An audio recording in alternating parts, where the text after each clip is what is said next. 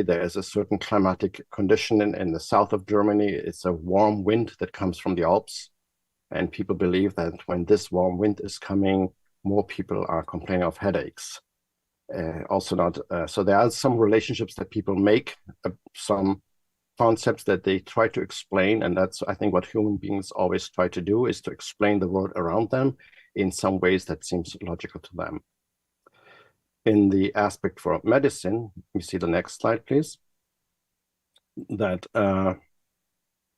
biomedical model is or grew up from pathological studies that identify that diseases have specific causes. So only after pathologists could identify specific organisms, bacteria, viruses, was the understanding, okay, that is what causes the disease. And this causative factor causes a certain lesion that we can recognize in the cells, in the tissues.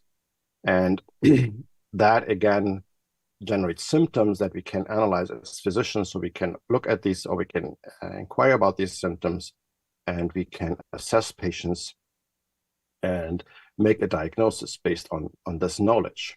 And once we have a diagnosis, that disease is then usually described in a certain course. So we can also give a prognosis. So we can say, okay, you have this condition, that is the way that condition will develop, and that is the treatment that we are proposing to cure your condition.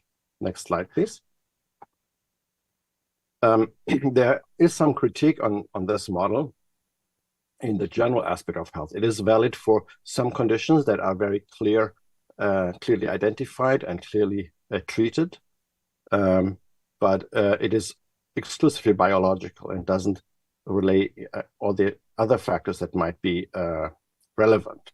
One example often cited in the literature is if we think about tuberculosis as a condition that affected many people in former times. And when we look into the development of treatments for tuberculosis, the first antibiotics that were developed and were available only were available many years after the tuberculosis rates had fallen significantly, because tuberculosis is also related to poverty, to malnutrition, to living in crowded spaces. So before having a biological cure, people were already less ill, or less people were sick with tuberculosis. What is also part of that model is that it's very centered on an individual and has that curative orientation. So it does not include prevention or psychosocial determinants of disease. And because it depends on physicians that are trained in recognizing symptoms and making diagnoses and prescribing treatments, it really stabilizes a dominance of the physicians within the healthcare system that is composed by many other players as well that can contribute to health. Next slide. So another model on this list here is the biopsychosocial model. And if you think about the biopsychosocial model, as the name already says, it is kind of an integration between the biomedical model, so it has the biological aspects of health and diseases, but also psychological aspects and social aspects that all influence how people behave, how people interact with each other, and how people develop over time. Next slide, please. And here's a definition that I think symbolizes well the understanding from a biopsychosocial perspective how we can define health. So in Huber and colleagues from the Netherlands published this in 2011 and defined health as the ability to adapt and self-manage in the face of social, physical, and emotional challenges. So different challenges around you, and we all the time live with these challenges, and we say that we are healthy as long as we can manage with that. And I always remember my grandmother many years ago. She had a cancer, and she had a small stroke, and she had high blood pressure, and I would visit her and say, "Grandma, how are you doing?" And she would always say, "I'm fine, I feel really healthy." because that she was managing really well. She was obviously not healthy. She had several diagnoses, but she was healthy in the way she was managing and was adapting and carrying on with her life. And that is what we call functioning. So you are functioning in a way that you are able to do the things that you want to do. So in the biopsychosocial model, we define that functioning, however it is done, regardless of ability or disability, it can be understood as an evidence of health. Next slide, please. If we apply this concept now to developmental disabilities, which is our field, we can also notice that many of the conditions that we are treating or that we are diagnosing, they came up with specific words or as a colleague of ours says, an alphabet soup of diagnosis like CP, ASD, DCD, ID, ODD, and so on, which basically are descriptive labels. They are not diseases in the sense that a pneumonia is a disease. Next slide, please. And this requires a bit of a different thinking about how do we address these conditions. And that type of thinking, we call it non-categorical, meaning that many of the issues that children with developmental disabilities present in our services are common across different diagnostic labels. So it is not as specific as an acute infectious disease, to go back to that example of acute care. The other aspect in developmental disabilities is that they are developmental. So they continue along the life of the child. So we need to have a life course perspective on these child onset conditions. And more, we are seeing our patients living up to adulthood and requiring different supports also as adults than the adult system often is prepared to provide to them. So in that sense, developmental disabilities are something that is diverse within our communities, and diversity should be celebrated and accepted, but also supported to develop and participate in the best way that people want to do. Next slide.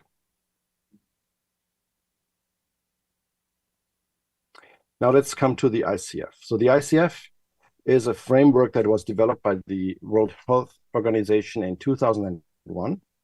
And it is available, or was available in several formats. So here's a picture of a CD-ROM, which nobody's using anymore. There's obviously print versions of the ICF in different languages.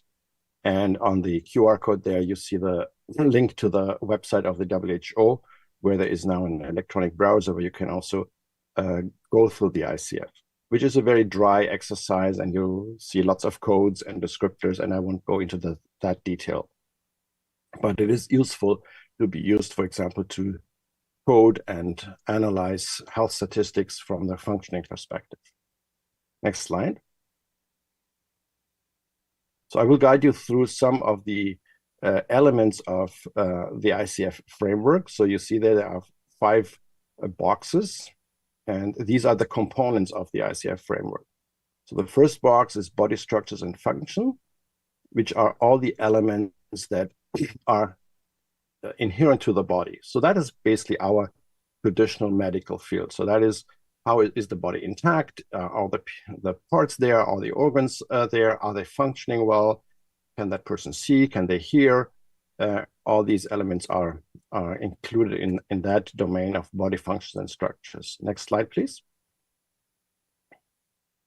Then we have the activities, and that describes everything that a person does. So the tasks that somebody is executing.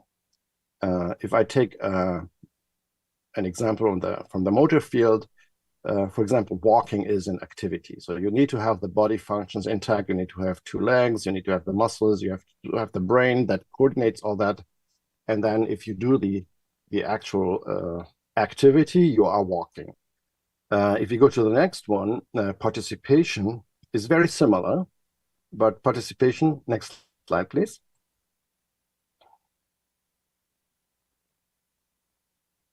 Participation means the involvement in a life situation. So you are also walking, but let's say you are walking to do your groceries, or you're walking to visit a friend, or you're walking to work or to school.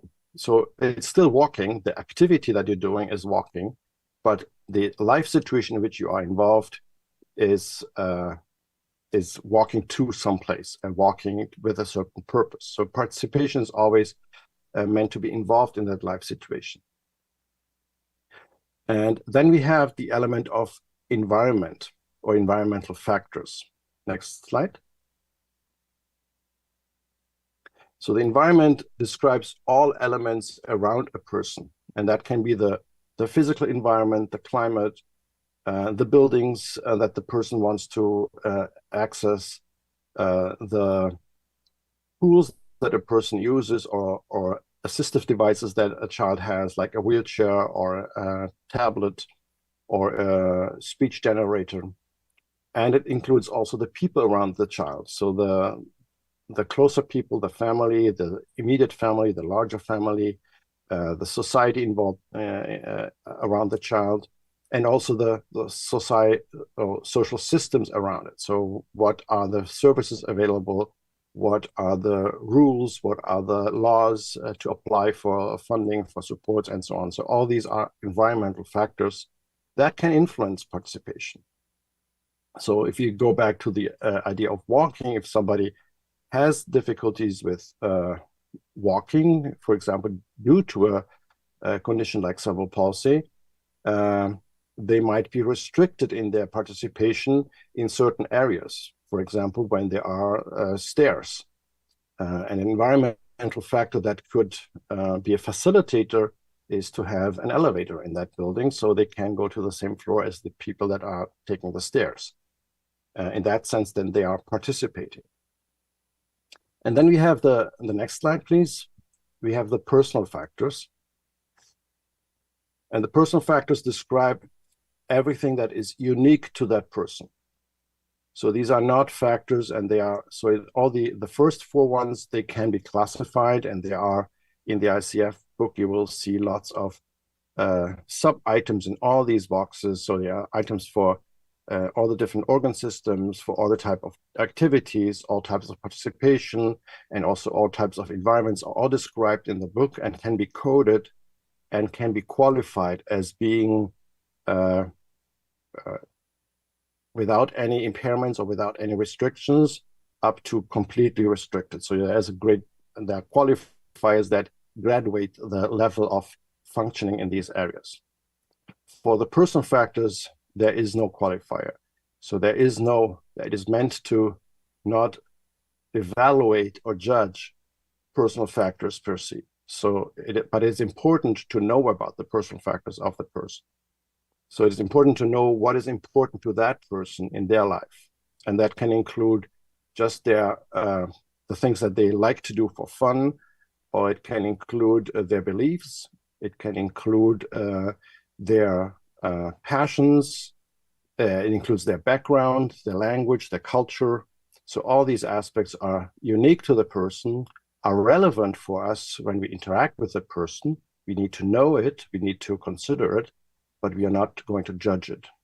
While all the other elements, we can describe, okay, there's a strength and we had, yesterday we talked about intelligence, intellectual disabilities, or it can be strength in visual processing, but there can be impairments in abstract thinking or something like that. So that is a judging or a rating of things. We do not do that with personal factors. Next slide, please. So here's just an overview of all these elements one more time. And now to the next slide.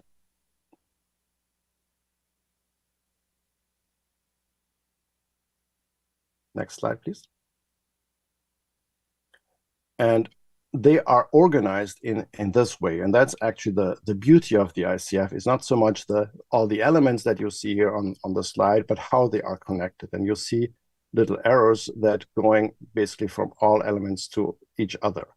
So on the top, you have a health condition, or that can be a diagnosis like cerebral palsy or autism.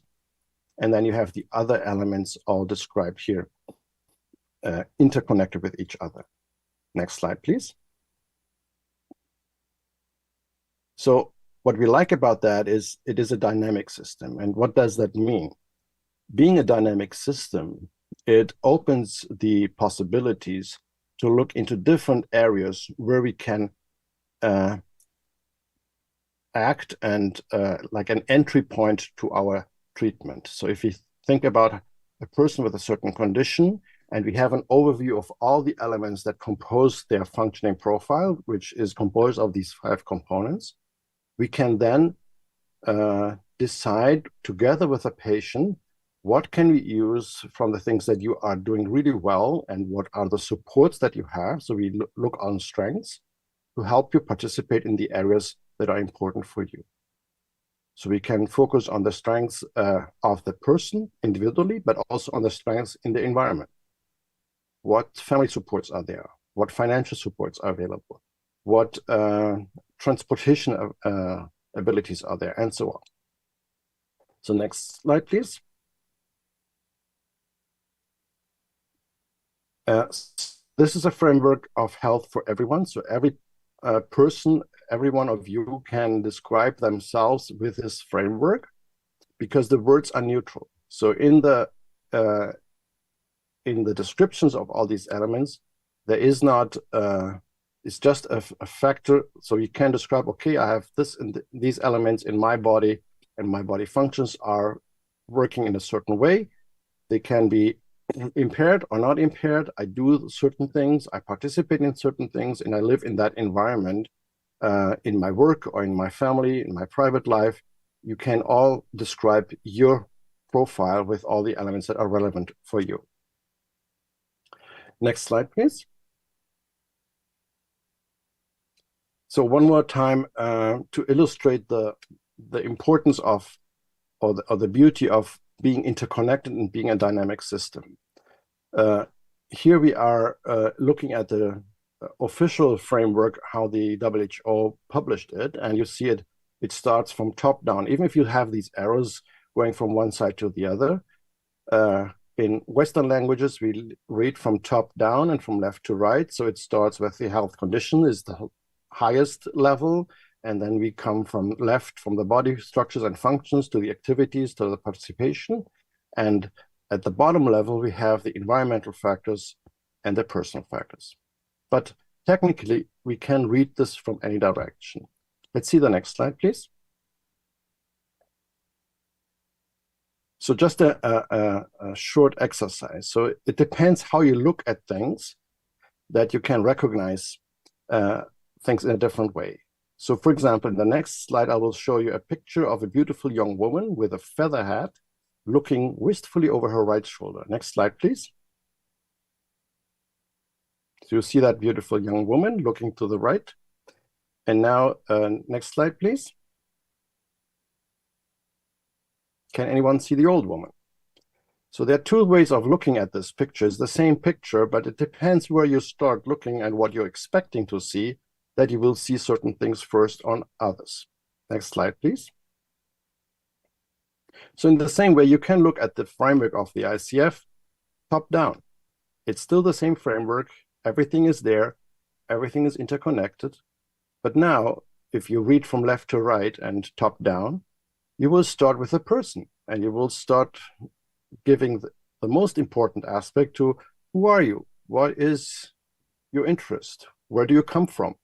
How do you live? What do you do? And where do you participate in things? Where do you go to school? Where do you work? What are the activities that you do there? And how is your body? And then you might come at the end with a health condition, with a diagnosis. And I think that is a much more natural way of looking at the framework, because that's how we approach people. We don't approach them looking at the diagnosis first, say, okay, you autistic, and now let's see all the other things. So we look first at the person, and then we look at the diagnosis, if we find a diagnosis. Many of the conditions that we see are actually not diagnoses, right? Are descriptions of different levels of functioning. Next slide, please. So what does that mean for our care? And here I try to contrast, and it's not meaning one is superior to the other or better than the other. It's just different ways how we can work in different environments. So I put here the acute care in the top and the developmental care in the bottom. Next slide, please. So if you look into the strategy in the acute care, as I explained, we are very much informed by the biomedical model, and our strategy for acute care is curing. We want to cure and restitute the health of the body and the person with our activities. In developmental care with a biopsychosocial approach, our idea is to optimize functioning within that biopsychosocial framework. So we try to improve the situation of a person as much as possible, but often we are not able to completely cure the underlying condition that causes the functional limitations. Next slide, please. If we then look at the perspective of the patients or what we are expecting of the patients, so patient literally means being patient. So is being passive and being waiting and being following orders and expecting somebody to tell you what you need to do. That is what a patient is supposed to do.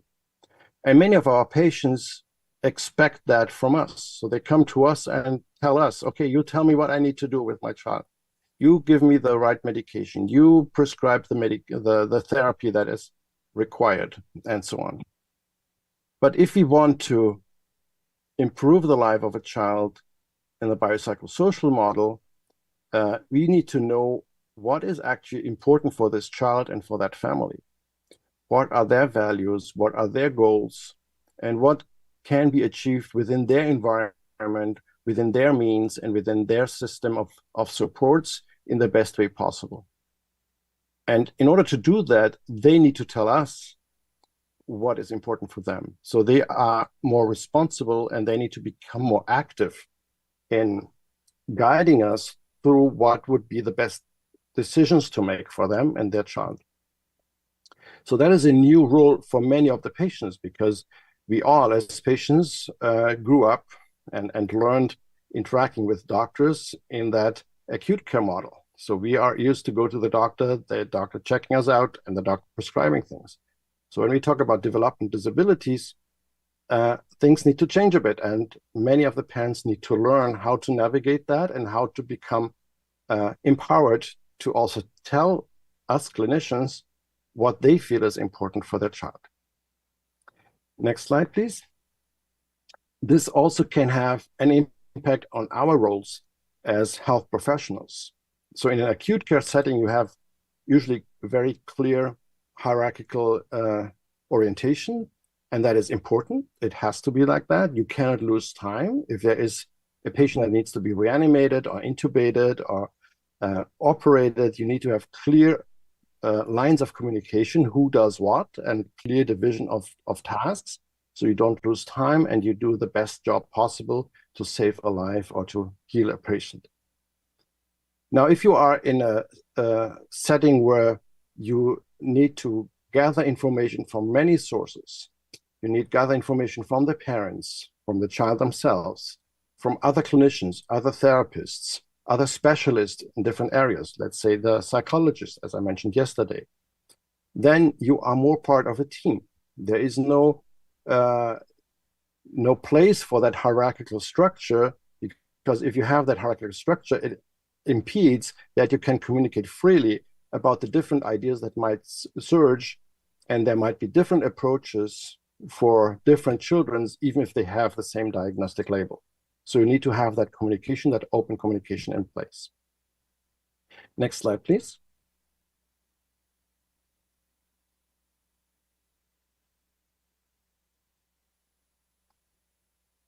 Next slide.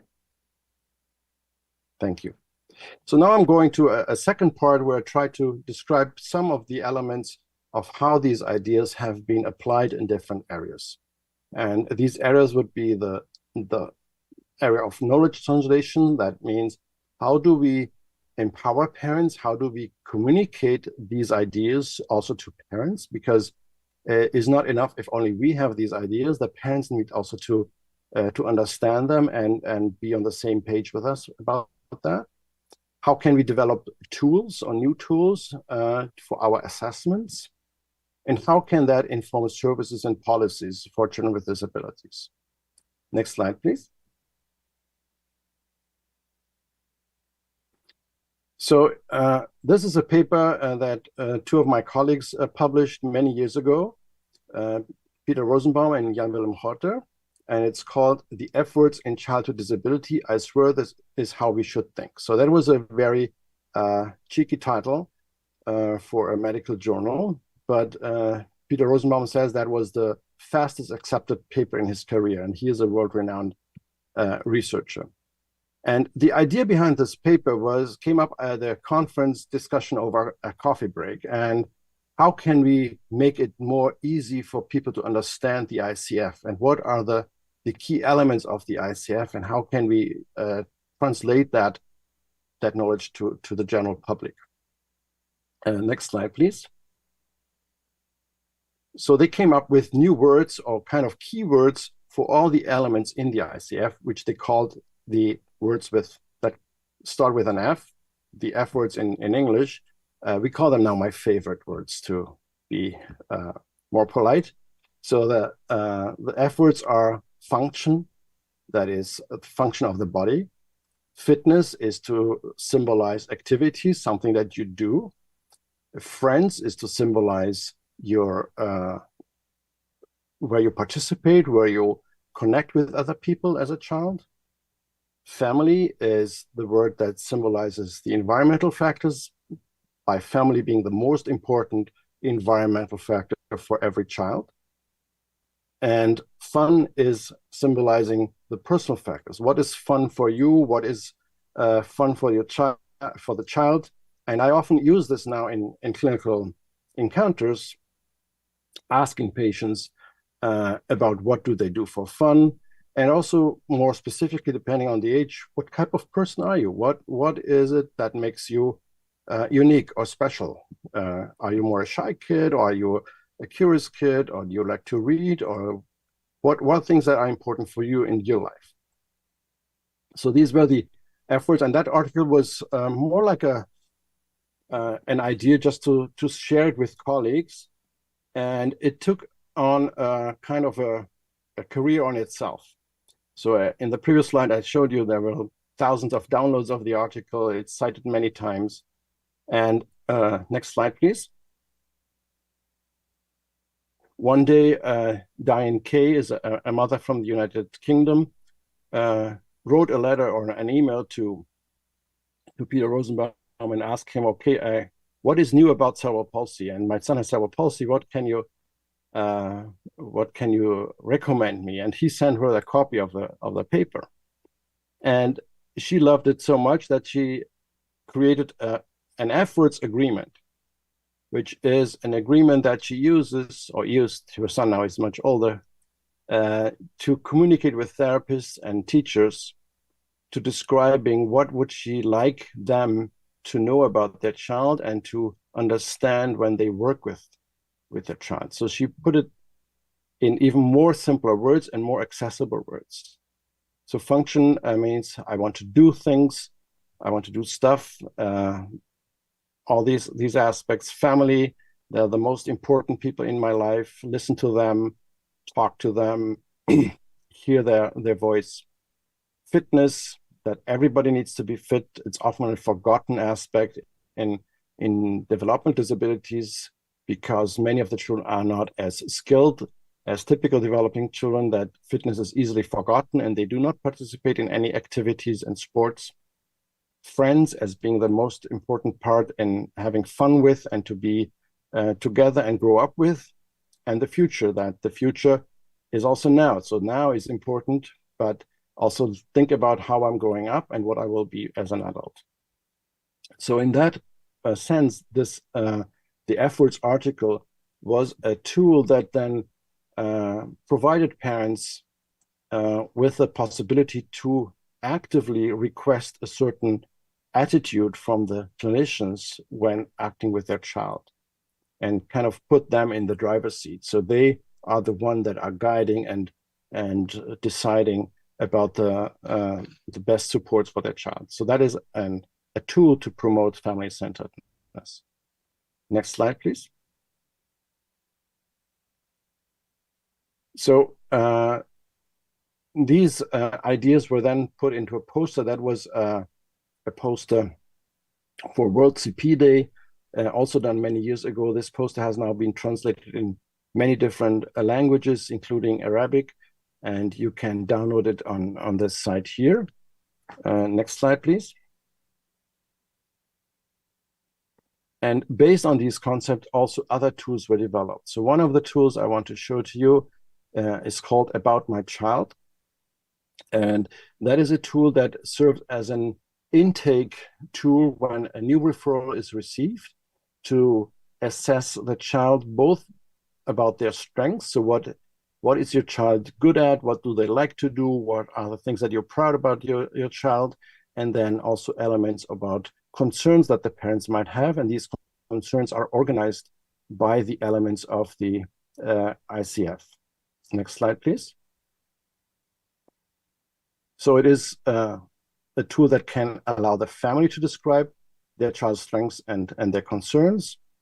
I said this second part already, and it is has been assessed and evaluated in different research studies, and I will come to that later, is now also being used officially in Ontario. Next slide, please. These are some elements or requirements for people that are going to use the About My Child. It is important that they have certain attitudes and qualifications, not technical qualifications, but more like human qualifications, being non-biased, being open to allow parents to describe the aspects that are relevant for them. So that is the only requisite to use the About My Child, but it can be used by any professional. Next slide, please.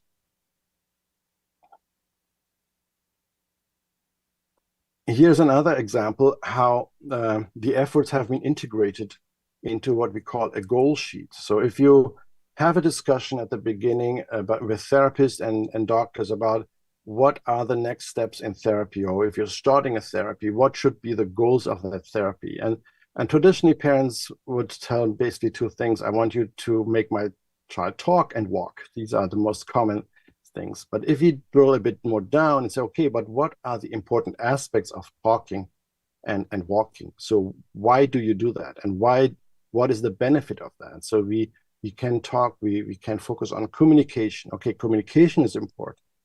How can your child communicate right now? What would be next steps to communicate? What can we put in place to support that communication? So you, with the goal sheet, you then go more into detail in different areas and say, okay, do we have anything that we need to work on in this area of function, of body function? Or is there anything we need to work on different activities or participation? And this is, again, using the efforts, looking into function, into family, into fitness, into friends, into fun, future. So that makes it easier for parents to talk about and see, okay, what can we do in these areas? And then also, why are we doing that? And I think that why is probably the most important thing.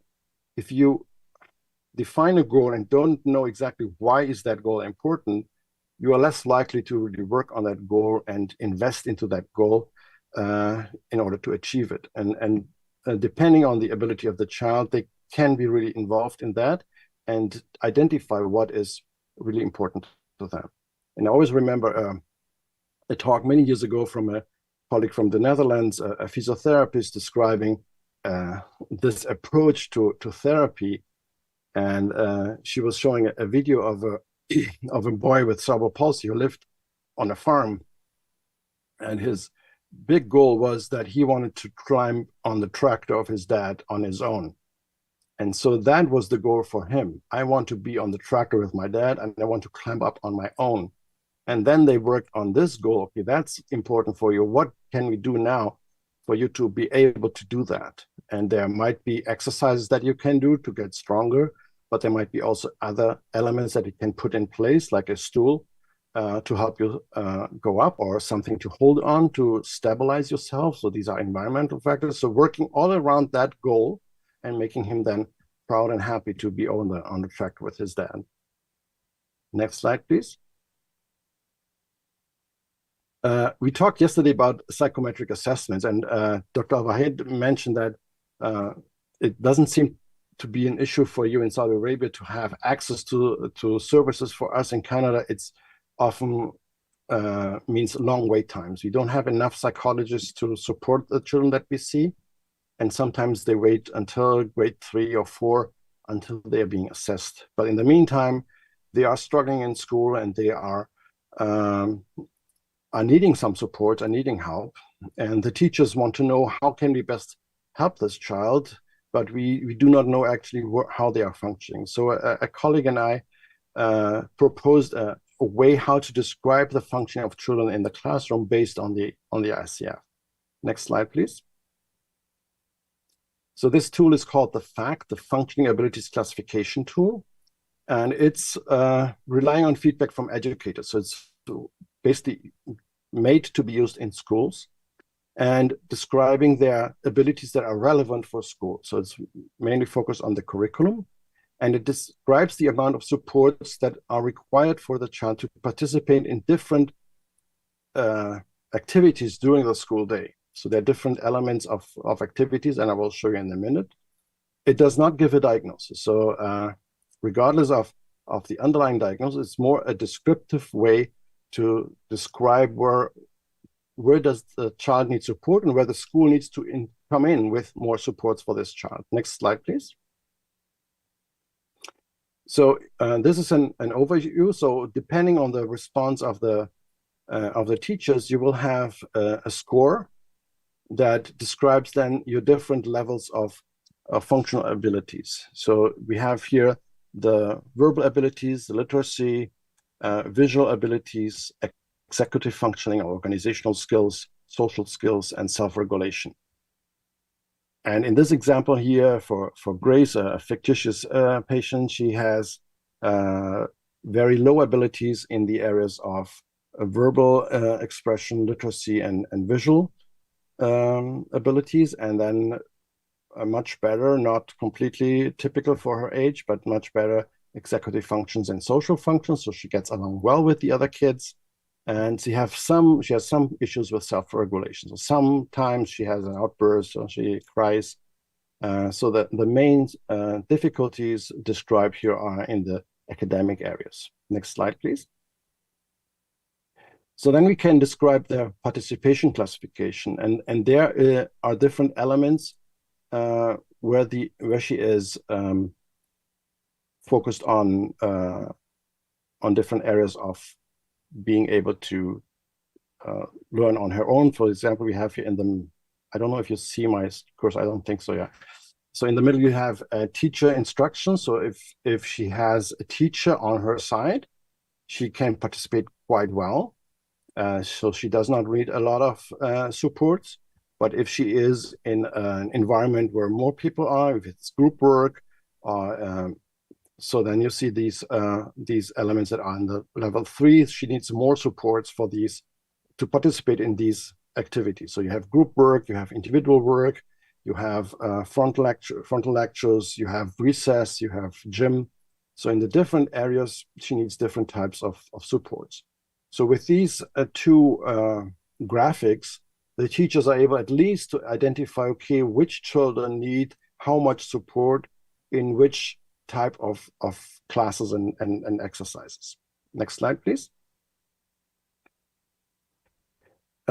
Coming now to services and policies. So this year, the government of Ontario is launching a new way how to support children with developmental disabilities called the Smart Hubs. So these would be, the Smart Hubs are centers where children are referred to in order to provide them with services based on their needs and not specifically for diagnosis. So traditionally we have a lot of services siloed by streams of money for autism, for example, a stream of money for motor impairments, a stream of money for speech and communication difficulties. And so the children needed to have a certain diagnosis to go into one stream and receive the services from that stream.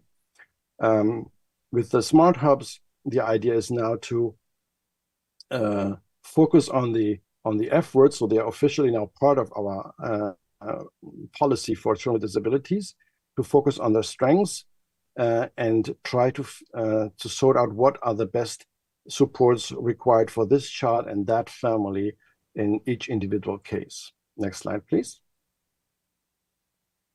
And this resulted now in a new research project that is being developed here at the center where I work, at the Ron Joyce Children's Health Center, where we try to integrate the approach of the smart hubs. So we have the referral. In the smart hubs, they usually use the About My Child tool to describe the needs of the family. Then there follow additional diagnostic assessments in our center from the physicians and other therapists and clinicians. Next slide, please. And then we capture a lot of data over the time from these different assessments. And these data will be clinical data, but will also be environmental data. So social determinants of health, as you see further down, are captured or collected on a regular basis for us to understand what are the different elements that promote child development for these children, and where are barriers that make it difficult for them to come to the clinic, for example, or make it difficult to follow through with therapies or additional services that they might require over time. And that we call this a learning health system. So we are trying to implement, and that's still a pilot project, and for those who are interested can connect with Stelios, our colleague, Dr. Stelios Georgiadis. His email is here, and he shared the slide with me to learn more details. So the idea is to have a learning health system so that we continuously can monitor the population, how things are going in different aspects of health and participation in order to support the best way possible all these families. Next slide, please. So these are then elements that will continuously inform that learning health system. So we have an evidence synthesis based from the literature, the scientific evidence, but also the evidence that we generate ourselves that comes from inputs from the patients that you see on the left side, children and families, and also inputs from the clinicians, from our assessments, from the therapy process, and so on. And this will inform, and the next slide, I think, is one more, will then allow us to evaluate our service on a continuous basis. And it's not just a once in a time research project where you assess, okay, how are our patients doing? Are they satisfied? Are they progressing? It's just a snapshot in time, doesn't explain you a lot, just tells you how things are right now.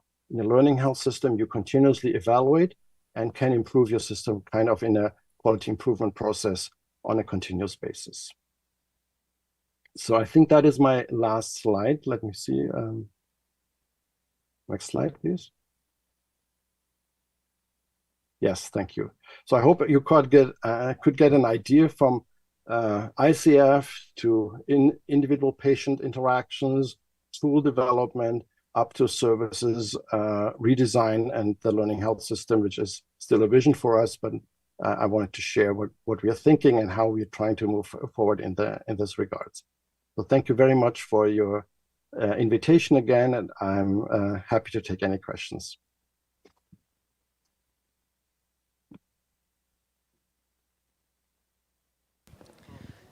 Thank you, Dr. Ola, for informative presentation.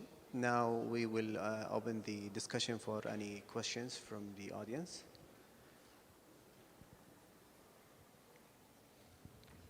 So I have one question, Doctor.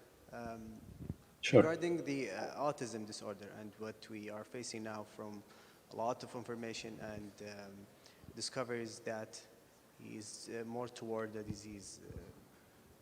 Are we going to see like the autism disorder going to be classified in the future as a disease, or going to be still like a disorder? I think autism is a large umbrella term for many conditions that present in that way. So we have hundreds of potential genes identified for that, and we have, as the name says, we have a spectrum of presentation. So I think we're coming more and more to the concept of spectrum conditions in different areas that actually require very individualized approaches for each child and each family. So I think it will still be a condition, more a descriptive way, because each child is different from each other. Thank you so much. You're welcome. Hello, Dr. Olaf. It's Ayat again. Hello, Ayat. Nice to hear you. I wanted first to thank you for being with us again today. We had a great time listening to your phenomenal talk. And I really enjoyed your idea of the FACT tool. And I think that's something we need to start introducing to our culture, because we really struggle with the school that they push for a diagnosis. So they don't provide any services, they push for a diagnosis. Sometimes 1 year, 2 years pass from the child without attending school, and they are still pushing for a diagnosis. Wow. So I don't know from your experience, so how's the schools? Are they accepting to provide services without a diagnosis, or it's only for the meanwhile while the child is waiting for the diagnosis? No, they are accepting that very well. So the tool is described, and there's a publication of it, but we're still evaluating it. So it's not a validated tool yet. So there is, so you remember Ben Klein is the lead investigator in that, and we have now ethics approval, both from the ethics board, from the school board, and also from health sciences, to have an evaluation to see if those ratings that teachers do are valid, because it could be also somebody could say, oh, that's very subjective, and the teachers just, so that's something we need to still evaluate. But where we are using it, the schools are very open to that. And from the time that you were here with us to now, there have been also changes in the school board. So you'll remember there was with that diagnostic focus, there was just an autism team. So children, there was a huge push for children to have an autism diagnosis, because the autism team was very well equipped and had a lot of staff. So people wanted the child to have an autism diagnosis, that they can access the services of that team. So this team has been renamed and is now a team for any neurodevelopmental issues. So that took away that pressure on having a diagnosis that is specific for autism, but also other diagnoses, and they can come in for any child that is struggling behaviorally or academically, and then connect with us, and we can work together. And for that purpose, I think the tool is quite helpful, because it allows a bit describing the different needs of different children in the classroom. And then the schools, because the schools have the logistic difficulty, they need to assign people to certain children in certain classrooms. And how can they assign people to certain classrooms? In the past, they did it by diagnosis. Okay, we have so many kids with Down syndrome, so many kids with autism. Okay, this classroom gets so many supports. But it doesn't actually, so there are some kids that have a condition, but are actually doing quite well in the classroom and don't need all that support. And there are others that don't have yet a diagnosis, but are very challenging and need a lot of support. So I think in that sense, the schools are really grateful that this allows them to analyze their needs and describe their needs in a better way and more appropriate to the needs of each child. Yes, great work. Thank you again. Thank you very much.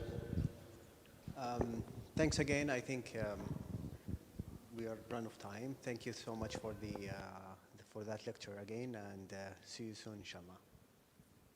Thank you very much. Thank you very much for your invitation, and congratulations on that wonderful conference. Thank you.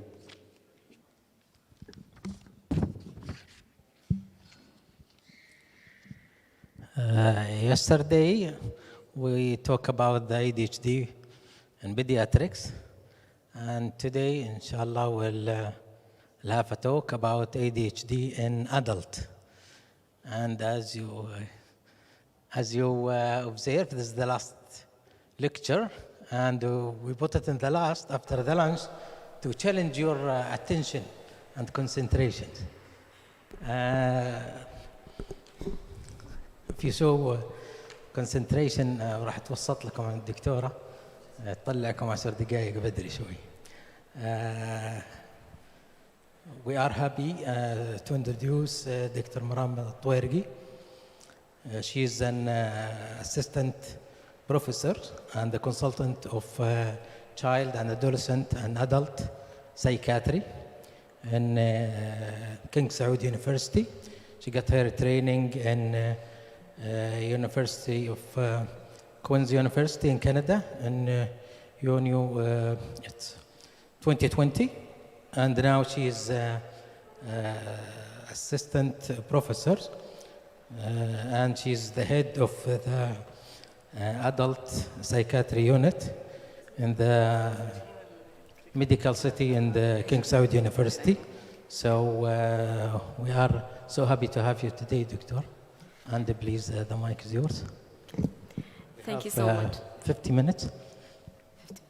Thank you so much. شكرا للدعوة في هذا المؤتمر. الله يجعل يعني ثماره تطرح في المستقبل بإذن الله القريب. يعطيكم العافية جميعا. بسم الله الرحمن الرحيم والصلاة والسلام على أشرف الأنبياء والمرسلين. So I guess adult ADHD is quite a complex and messy topic. That's why our talk today is gonna be in the context of absence of any other neurodevelopmental disorder. We're gonna go over what we already know in ADHD. Then we're going to go and see how we diagnose it, how we assess it, the differential diagnosis and comorbidity, mortality, and eventually the management. So it is a neurodevelopmental disorder. Diagnosis it's not always made in childhood, and more of 50% of individuals that diagnosed in childhood continue to have the symptoms in adulthood. The other 50% actually still have the symptoms, but are more so controlled or accommodated adaptively. The general prevalence of ADHD is estimated between 5 to 9% of the in the children, and goes to 4% in adulthood. So 25% of children who are diagnosed with ADHD have a parent who is fulfills the criteria of ADHD. In fact, other studies show that up to 50% of those kids who have ADHD have a parent with ADHD. If a sibling is diagnosed with ADHD, then the chance of another sibling having ADHD is 25%. And it's up to 12% in first-degree relatives, and about 90% in identical twins.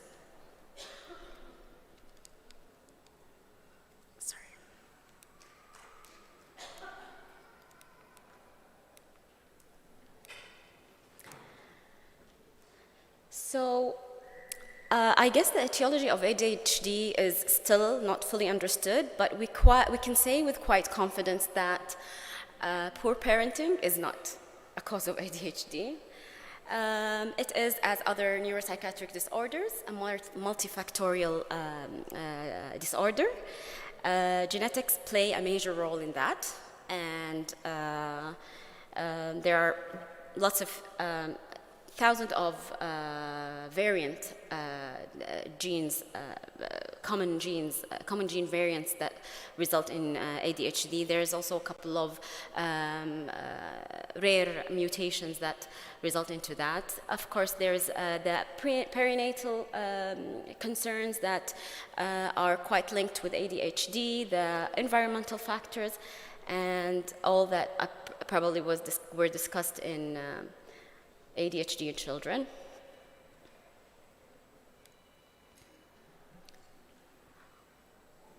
So the brain of ADHD has functional and structural dysregulations that are either linked to it as a cause or as a risk factor.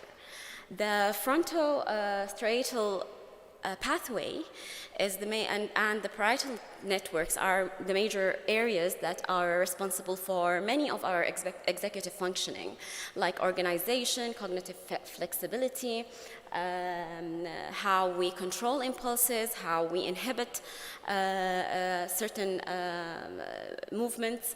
And they are all noted in the neuroimaging studies to have decreased in their function, evident by decreased level of neurotransmitters, namely dopamine and norepinephrine.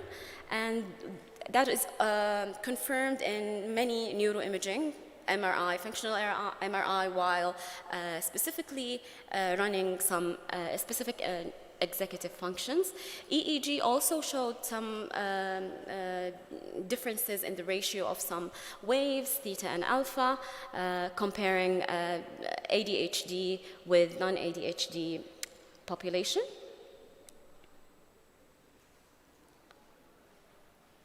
When we come to talk about the diagnosis of ADHD, so we know that ADHD is or was known as a childhood disorder, but the continuity of the disorder into adulthood is established. However, we are still kind of dealing with the same characteristic that are used to describe a child in a setting, a school setting, entry level, let's say, to describe how adults would behave.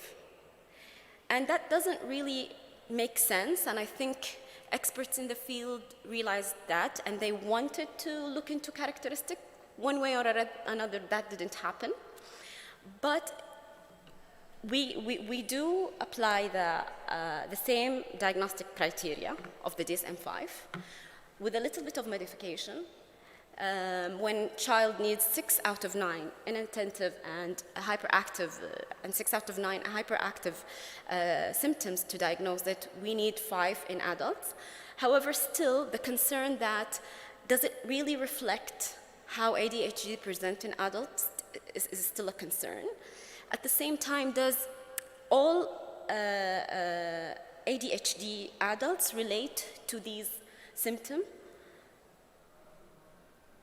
So I want here to skip a couple of slides going to how ADHD manifests in real life and see if our diagnostic criteria actually reflects how we see ADHD in adults.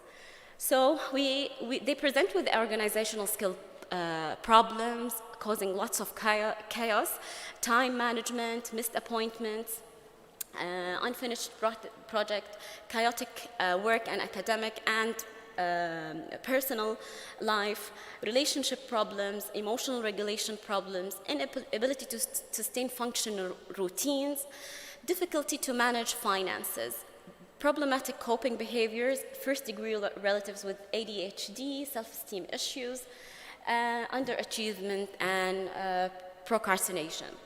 So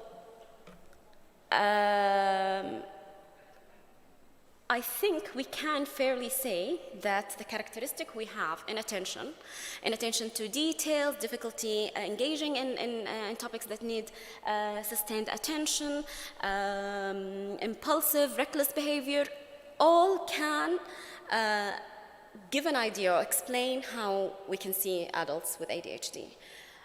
But then again, do they actually reflect, as I said, what ADHD patients feel or see?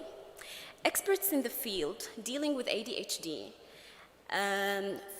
sought an urge to explain or find characteristics that would be, let's say, more specific to ADHD.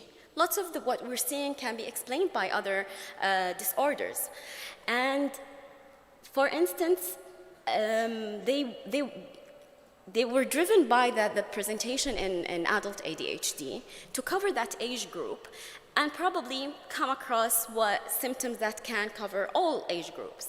So they thought of inattention in ADHD in a different way.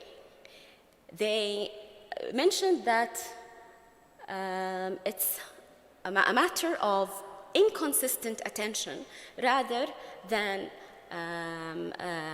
attention deficit.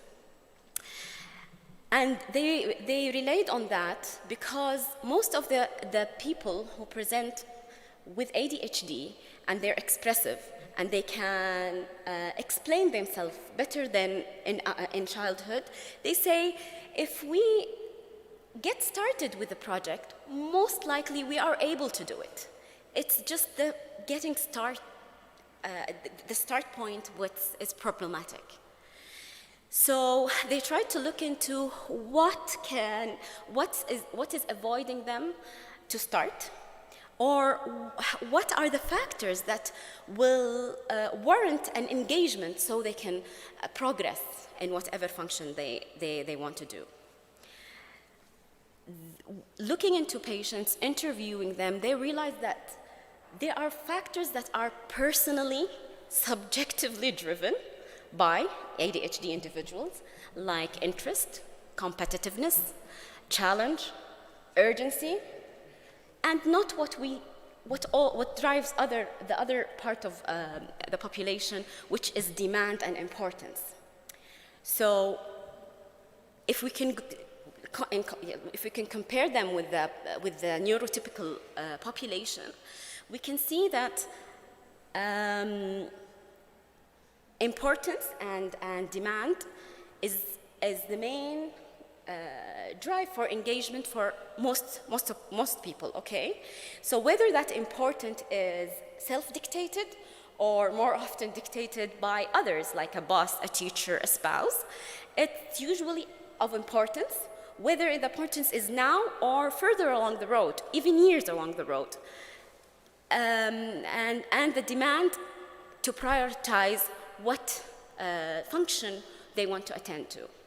When that happens, the organization happens, automatically and with cognitive flexibility, they can shift attention, they can sustain attention, they can problem solve, something that perhaps the ADHD brain is not able to do.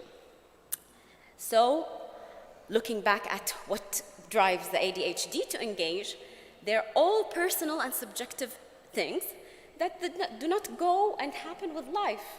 I think life happens on demand and according to importance. So we can relate to the level of frustration that an individual with ADHD feels. Having this insight about how to look at ADHD symptoms and going back to the real life manifestation, comparing what we already know, the criteria, and how to look at it in a different way, I guess we can see a deeper level of understanding why things happen. Like, for instance, a chaotic work and academic performance. Perhaps it's self-made to create that urgency, to reach the engagement, to complete everything, and so on and so forth. However, this is still all explanations with experts trying to understand ADHD more. What we are working with now is our DSM-5 criteria. So we're going back and to see how those symptoms or characteristics migrate from childhood to adulthood. So squirms, fidget, runs, climb, on the go, cannot play or work quietly, talks excessively. It's transformed in an adult as inner restlessness, overwhelm, fidgetedness, or being fidgety when seated, driven to job with high level of activity, talks excessively. And when we see impulsivity, we can see impulsive change in life decisions instead of like blurting out answers or taking lead in games with kids, cannot wait for turn, reckless driving, intrusive and interruptive, being explosive and irritable.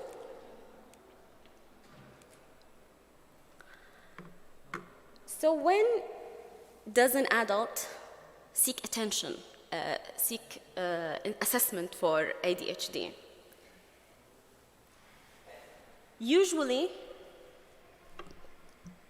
it's a referral from another profession or another psychiatrist to an expert to look into poor response to treatment guidelines to treat another psychiatric illness, let's say anxiety, depression, bipolar.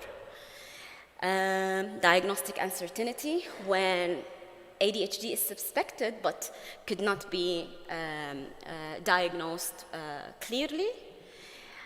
People can come asking for assessment for ADHD because of various symptoms, psychiatric symptoms, again, anxiety symptoms, depressive symptoms, because of functional difficulties in life, because a family member is diagnosed with ADHD, or they ran into an awareness campaign talking about ADHD, and probably they, one way or another, could relate to that, and seeking drugs.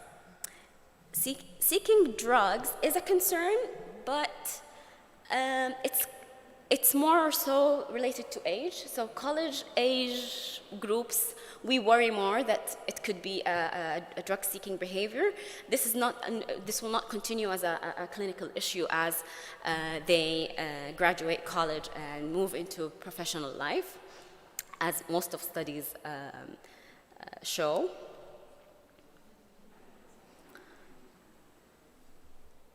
So rating scales are very important in the assessment. Although they lack sensitivity, but they are so helpful in follow-up and looking into comparing prior medication, post-medication, and all that. There are a couple of scales that are used to diagnose ADHD. Neuropsychiatric assessment can probably help, but it's only when things are inconclusive and we're looking deeper to understand what exactly is going on with complex cases or multiple comorbidities. Careful and thorough clinical assessment, psychiatric assessment, is essential. So, symptom and function is very important in diagnosing ADHD, but it doesn't mean that we need to observe symptoms at the clinic.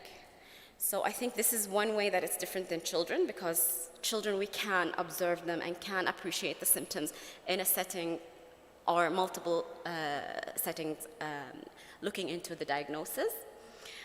In fact, if symptoms in the clinic are observed, it's more worrisome and it's probably a more severe type of ADHD.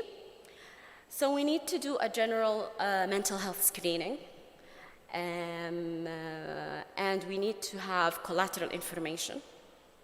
We need to go as far as we can go. It's a neurodevelopmental disorder, and if we can have a very detailed developmental history, school documents, medical records, all those are essential to reach the right diagnosis and be confident about it. We need thorough medical history, just to make sure that nothing is distracting us, and to optimize treatment if there is a co-occurring medical condition as well.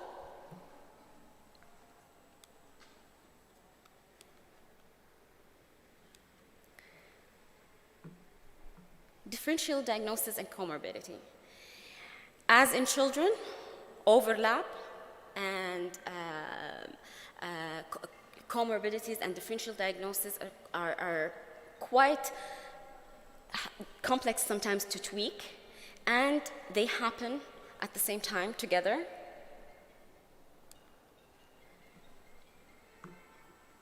So, as we mentioned, there is no pathognomonic features of ADHD, and we can see an overlap with most of our psychiatric illnesses, anxiety, bipolar, depression, but how would we go around that?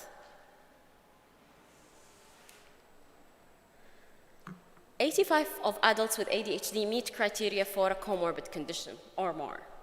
So the figure there show a 12-month prevalence of comorbidities in ADHD and a 12-month prevalence of ADHD in adults with comorbid conditions. It's interesting to look at the contrast between the two figures. Like, for instance, what we already know about ADHD, that it's a risk factor for substance, but not all substance users are ADHD.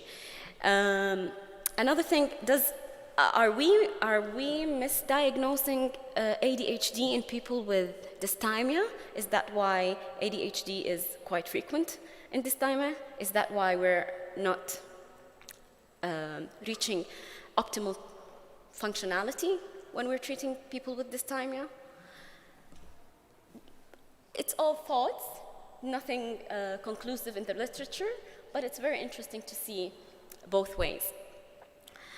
A Swedish studies looked into how comorbidities interact with ADHD. Are they related to the subtypes? Are they related to gender?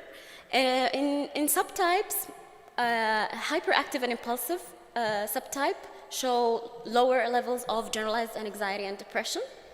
And a US study indicates that symptoms of higher comorbidities are related to the combined type. There's no gender differences in comorbidity with ADHD. Okay. So I am going to run quickly about the most common or most confusing diagnosis that can happen or come when we see a patient with ADHD in the clinic. So whether it's a comorbidity or it's a differential diagnosis that we need to reach our formal diagnosis, we can look at those schedules that were adapted from the Canadian guidelines. The definitive epidemiological relationship between both disorders remain controversial. In ADHD, initial insomnia and sleep disorders occur, while there's decreased need of sleep in bipolar. So asking the patient if he or she has any sleep problems does not make us figure out what exactly is going on with that individual. Chronic restlessness, and opposed to episodes of speediness, increased rate of speech, high energy, impulsive sexual encounters out of impulsivity with hypersexuality and bipolar disorder, chronic course, episodic course, chronic distractibility and or impulsiveness, episodes related to the manic feature and feeling and impulsivity related to mania. There are more features that can make us eventually reach a diagnosis, a clear diagnosis of bipolar, if there is grandiosity, if you're lucky enough to find grandiosity in some very complex cases, and feeling high or excessively happy. So,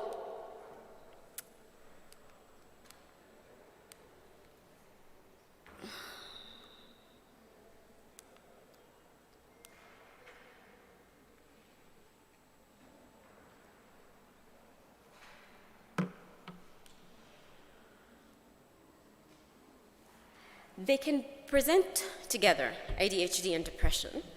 In ADHD, quite often we see lack of motivation, demoralization, problem concentrating, and being restless. But in the context of depression, the loss of motivation is out of feeling hopeless, helpless, not interested. And probably in ADHD, it's out of feeling overwhelmed and not knowing where to start first, feeling tired and slowed down rather than problem in concentration itself, the fatigability that we see in depression. Being restless or irritable comes with feeling biological symptoms like not sleeping well and then feeling restless and irritable, not eating well and feeling that. So when you have high suspicion of ADHD in the context of depressive symptoms, you can go back and forth asking the questions in different ways to reach what exactly is behind some symptoms in order to understand what exactly is going on and have a better understanding of the patient. With depression, we can see suicidal thoughts more, episodic, like you can go in and out of depression, while ADHD is chronic since childhood.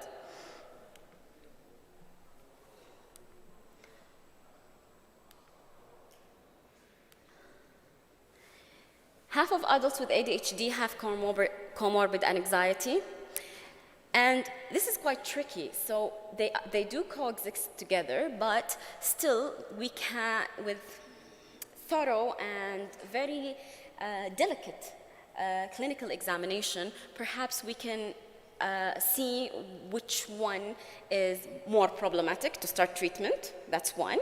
Another thing is we can also see if one of them is a real concern, or it's or perhaps, like, I wouldn't give a patient ADHD medication if it was an anxiety presenting with kind of ADHD chaotic life, for instance. So inattentive symptoms, independent of emotional state, inattentive symptoms when anxious, fidgetiness and independent of emotional state 2, fidgetiness while anxious, social disinhibition, social inhibition, initial insomnia because of difficulty turning off thoughts, whether those are negative thoughts, whether those are excited thoughts, but in an anxiety, ruminating and mostly negative thoughts happen. No subjective physical symptoms such as pounding heart, nausea, difficulty breathing are present. Transient and realistic worries related to prior and actual functional impairment, persistent cognitive symptoms of intense fear and exaggerated fear, which is unrealistic, considering future, no past experience that would dictate what they're feeling at the moment. ADHD and personality disorder. Quite frequently, I see patients that are diagnosed with personality disorder. When we have a closer look, they're actually struggling and suffering with ADHD, untreated ADHD, which complicates their personal and relationship, which is a big factor when we look at personality disorder.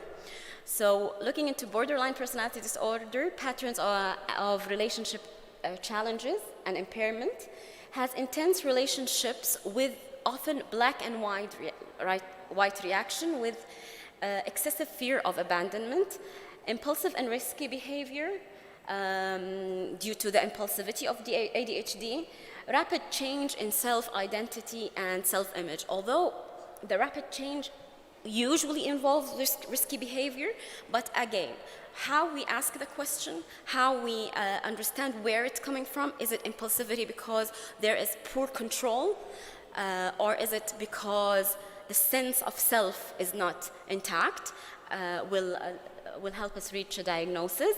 Mood swings are also present in borderline personality. However, in periods of stress, there is also the paranoia and like psychotic, or let's say lost connection to reality appears. Inappropriate and intense anger, suicidal threats and behavior or self-injury, ongoing of emptiness. Probably it's something that we might not see in ADHD, although they might say that they feel blah because they feel not understood. But again, looking at all symptoms together, asking the right questions will help us know where we stand.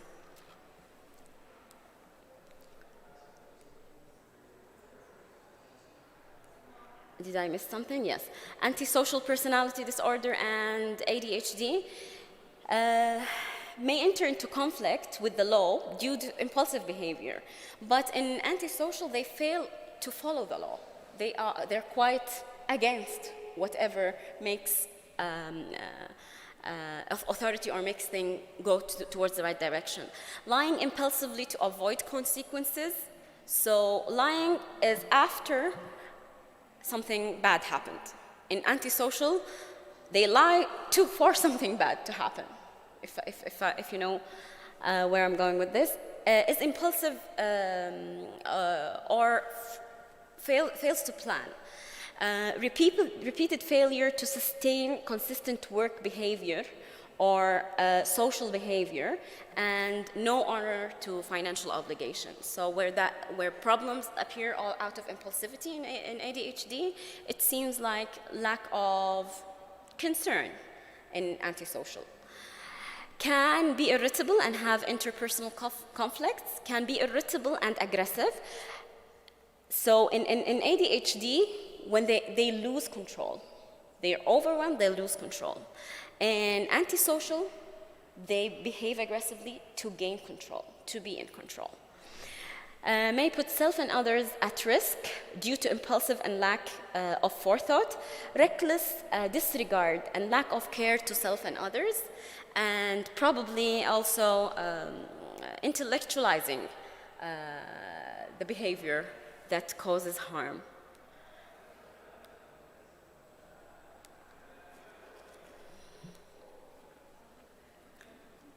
ADHD and substance use disorder, a complicated relationship, as we mentioned. So people with ADHD have twofold risk of substance abuse and dependence. 1/4 of adults with substance use have ADHD. ADHD is a risk factor for substance use and at an earlier age of onset too.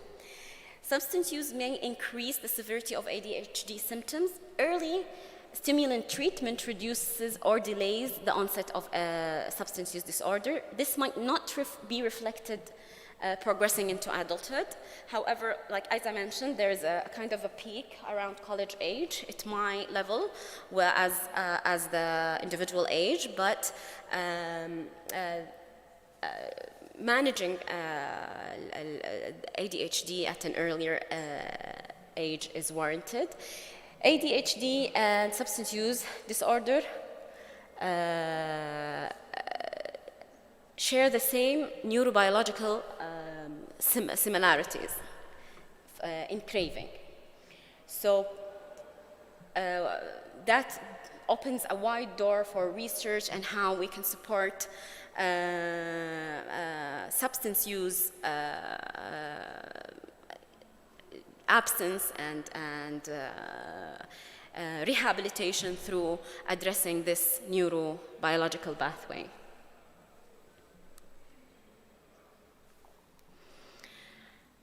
ADHD and specific learning disorders. So, as I mentioned, I will not talk about ADHD in the context of autism, although they're quite frequent together. But I chose learning disorder because although they could be diagnosed since childhood, they're quite frequently not. Lots of people are living with learning disabilities that cause struggle to their life, and they're not aware of it. So in the incidence of ADHD, we can imagine how things can get messier. Looking into that can help us optimize the treatment and reach a better level of functionality. And when looking into that, we also go back to childhood and look if there is anything that could lead us that probably this issue has been there since early on.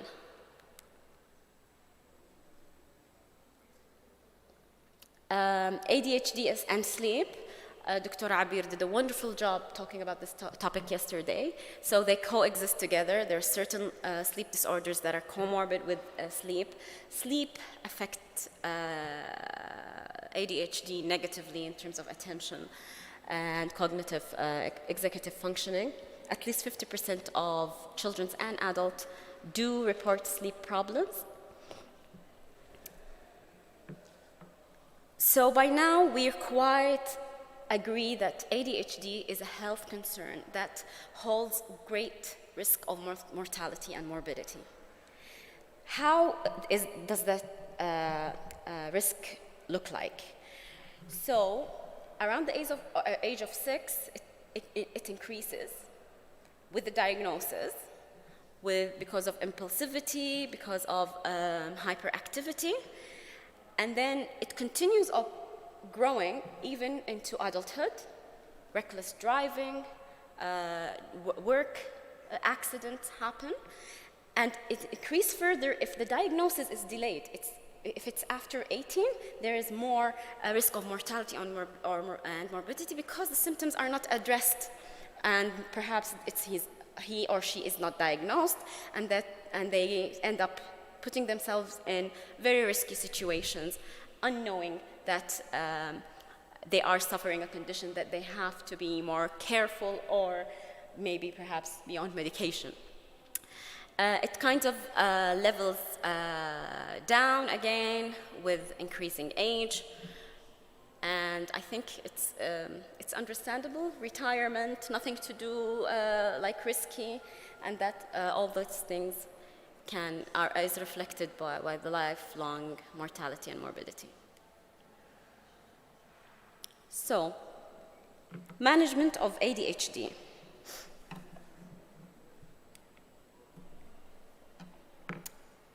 Non-pharmacological, so it's a holistic approach. We need to look at behavioral side of it, psychological side of it, and the medication part of it. I'm going to go quickly about the interventions, the non-pharmacological interventions. They include CBT, mindfulness, and some occupational enhancing skills. Of course, before we go into psychological intervention, or the lead in psychological intervention is psychoeducation. We psychoeducate patients and families, spouse, parents, with empathy, with understanding, with curiosity, to reach a point that they can receive and from us and commit to a therapeutic relationship that is lasting for a long time.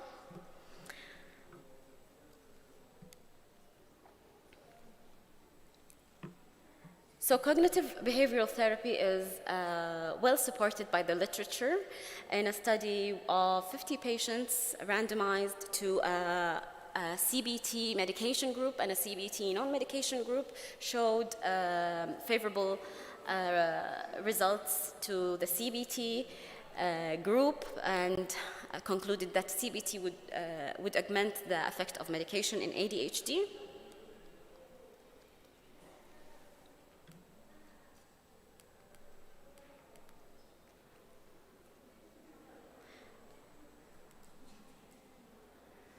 Another study has shown enhanced function of the brain in response to CBT in adults with ADHD, specifically the areas that are involved in ADHD, promising, which are the same regions that are affected by medication as well.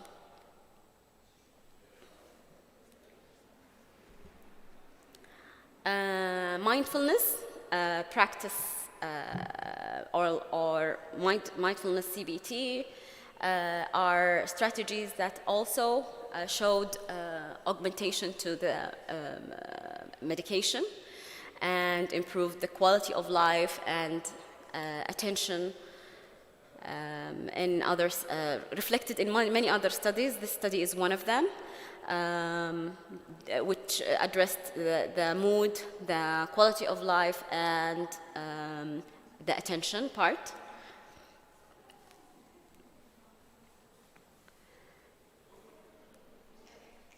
So regarding psychotherapy, all in all, a systematic review of 32 eligible studies revealed significant improvement in core symptoms of ADHD in favor of CBT and mindfulness. There is weaker evidence regarding other psychotherapies, like for instance DBT, but the problem is like the small size methodological problems. But I think it's a big area to research and look into other therapies that can help with ADHD.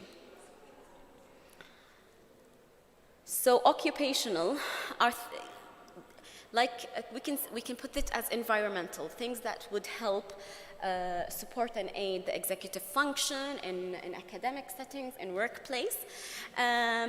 Establishing a routine, for instance, keeping an assignment track or log, to develop and organize a strategy that it's easy to track, monitor and prompt how you get started on project, plan ahead and organize. Learn time management. It's a skill, but you need effort to learn it. You need perhaps coaching in that area. Use graphic organizer for long-term projects, whether electronic, whether visuals, like engage all senses to get better results. We apply those executive function in academic settings as much as we can, and also whatever academic support we can have, like increased time in exam or increased time for assignments, use of technological support to better understand lectures. King Saud University is one of the universities that have برنامج الوصول الشامل for developmental disability, and they're quite active in trying to accommodate different and diversity needs in students. Also in workplace, identify what available accommodations they offer, request an accommodation, ask the support of your psychiatrist to help write a letter for what is needed. Again, use the executive functioning skills to help with that. Pharmacological intervention, not much change than what, not much different than what we use in children. Amphetamines and methylphenidate are approved for adults. Atomoxetine, also FDA approved for adults. Alpha agonists, guanfacine, clonidine, only for children. Antidepressant, not really approved for ADHD. Unfortunately, we have half the chance of the world to better ADHD because we only have methylphenidate. And we're going to talk more why is that. So, the efficacy, a huge systematic review stated that all pharmacological treatments are more efficacious than placebo. There are only preliminary results regarding bupropion, which is an antidepressant, and it's already not approved by the FDA for ADHD. With regards to adverse effects, and here it's something that I like to highlight and perhaps have talked briefly about it. I know we're about to finish our lecture. The pharmacological treatment are less acceptable and tolerated than placebo. Okay, so we can see the arm of the studies. This review is towards the placebo. Stimulants and non-stimulants are equal in acceptability. Other studies, however, demonstrated that that the amphetamines, all kinds of amphetamines, dexamphetamine, lisdexamphetamine, and mixed salt, are all equally acceptable compared to placebo. And yet again, we are missing the opportunity to have them to help our population. These are the more or less the common side effects. With the psychostimulants, they share the side effect profile. Atomoxetine is a bit different and more sexual and genital side effects. And there was a concern about atomoxetine with suicide, and studies have denied this link. So, also there's a major concern is ADHD medication with major cardiac events like MI, stroke, and a huge study looking at 400,000 people taking psychostimulants from both methylphenidate and amphetamine with a follow-up around a year and a half. It found no association with any increased risk of serious cardiac events.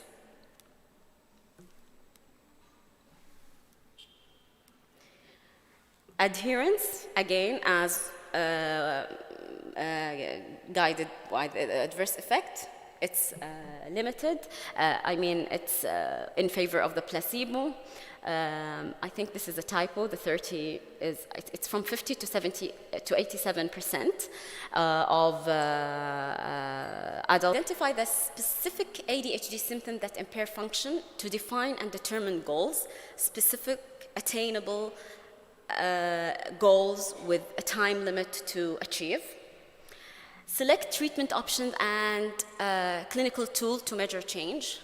Keeping up with the change is very important. It's important to address ADHD symptoms further. It's important to see if there is other overlap and comorbidities, which are quite common. If response is unsatisfactory, explore why. Ensure that the medication is taken so that it's most effective when needed. So sometimes we need to modify the timing of the dose. When is the peak work hours for that individual, and try to aid them that way. And look into shorter acting options to cover those parts of the day when the longer acting is not working.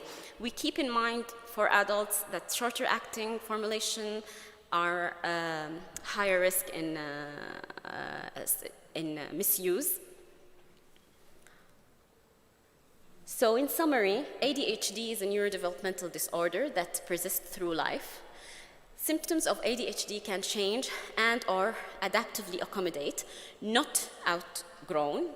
Consider ADHD in struggling adults with family history of ADHD, in suboptimal results in other optimally treated mental health disorders. So when you're struggling to stabilize a patient with depression and anxiety, bipolar, think about ADHD.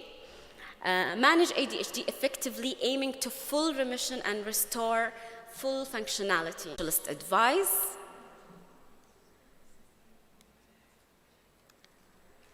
This is an algorithm I like to follow from the Canadian guidelines. Thank you everyone, and this is my reference. Thank you all for your attention. Thanks, Dr. Marham, for an excellent talk. And we have now like 4 minutes for a question, please.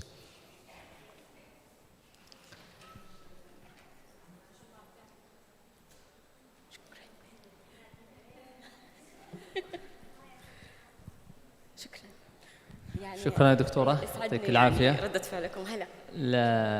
Through your review, you think adult ADHD is continuation of adulthood or adulthood onset? I do believe that it's a neurodevelopmental disorder, meaning that it has a childhood onset. And although this question quite often pops into my mind looking into patients I see, there are a few, not the majority, but I hesitate to diagnose ADHD with no link to childhood, unless I don't have any information about childhood.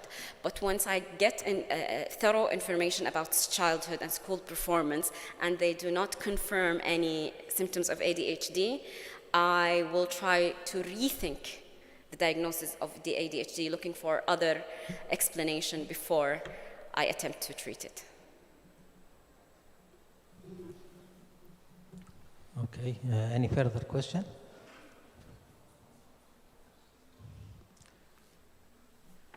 Thanks, Dr. Marham. And at this moment, we reach to the end of the conference. I would like to thank Ministry of Health for this event. أحب أشكر وزارة الصحة على تنظيم هذه الفعالية الرائعة، وأشكر اللجان القائمة على تنظيمها، وأشكر المشاركين جميعا، خصوصا اللي بقوا لآخر لحظة، وكذلك اللي معنا أونلاين. وأسأل الله أن يعلمنا ما ينفعنا وينفعنا بما علمنا، ويجعل عملنا خالصا لوجهه الكريم. استودعكم الله، ونشوفكم إن شاء الله في ملتقيات أخرى.